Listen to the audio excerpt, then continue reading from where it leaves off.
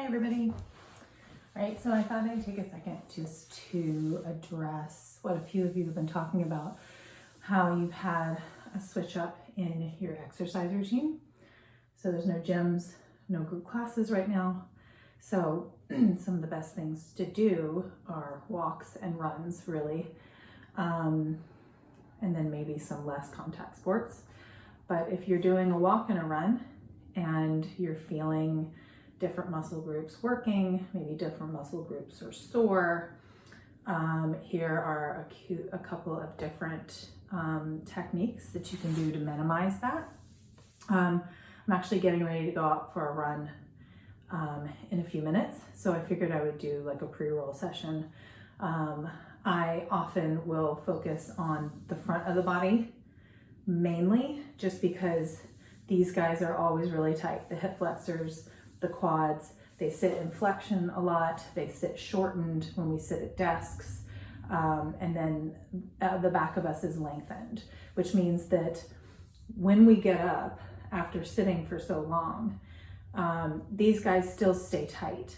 And in order for the glutes, specifically the glutes, but more just the back of the line, the back of the leg, in order for that to fully engage as it should, the front of the body and the front of the legs has to open up in order for these guys to contract.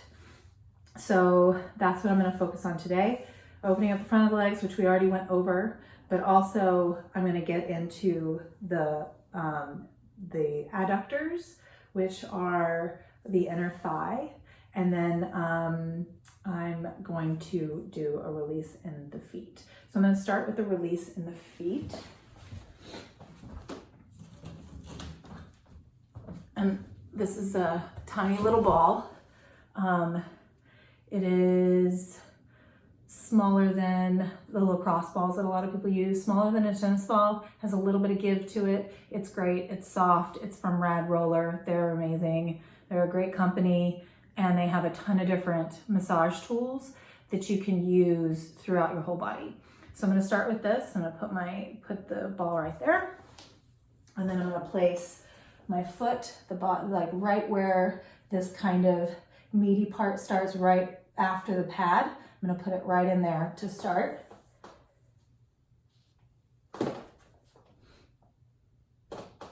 And then really just kind of like lean into it. And already that feels really tight. I'm gonna kind of swish it around just a little bit, kind of give a little bit more.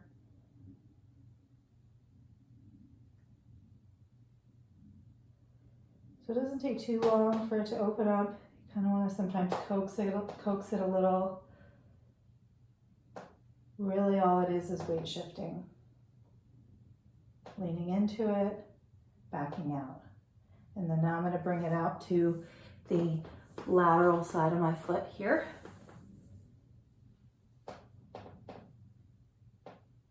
And I'm going to go right along that border.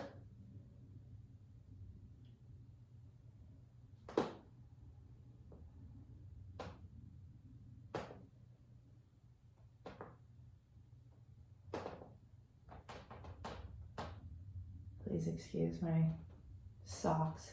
It's cold up here. And then I'm going to go into the heel. Sometimes I'll stand on it like I would a pair of heels. And then I'm going to roll it down into the arch and then roll it through a little bit. Now a lot of the muscles run this way, so going backwards and forwards, and that crisscross motion is really good.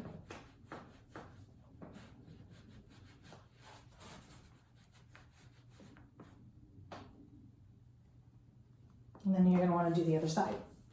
Okay, so now the foot's done. Now I'm going to do the inside of the legs. So you essentially just want to get on your belly, have this really kind of parallel to you, and then you're going to place your leg on top. This can be very sensitive, and sometimes all you need is just the pressure. I'll often open up my knee, straighten it out, bend it back to kind of create some movement in there. Sometimes these muscles that are bound together get like really stuck. So kind of opening up that fascia. That's really tight right in there. Sometimes I'll hold it, maybe do a little pulse back and forth here.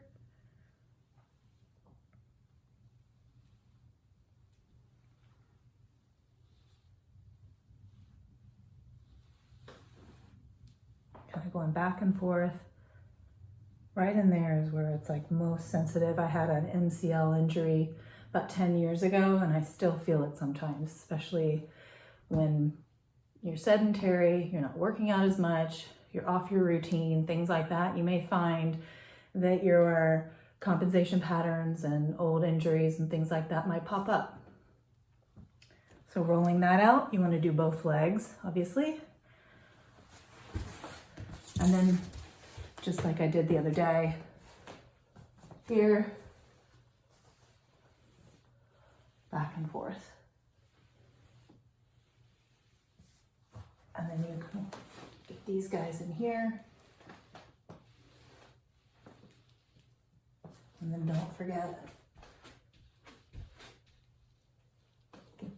get the ankles. Sometimes going back and forth like that, opening up that fascia.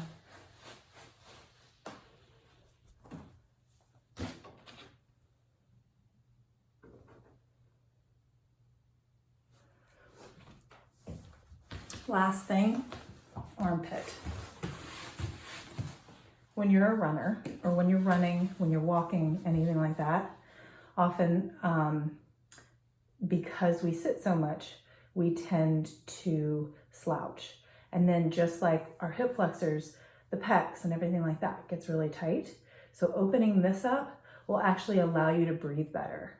So when you're on a run, you can take in more oxygen, your muscles get more oxygenated blood, and then that way you have more stamina, you have more power, and you can sometimes go faster, run faster, or walk, either way. It's always good to be able to have this open so you can breathe a little bit more with more ease. And so I'm just putting it right in my armpit. I did a video a couple days ago with Erin doing this, and she, just rocking back and forth. This is great for people who sit at the desk, or at a computer, wherever that may be, kitchen table at this point, maybe. Then you want to rainbow your arm.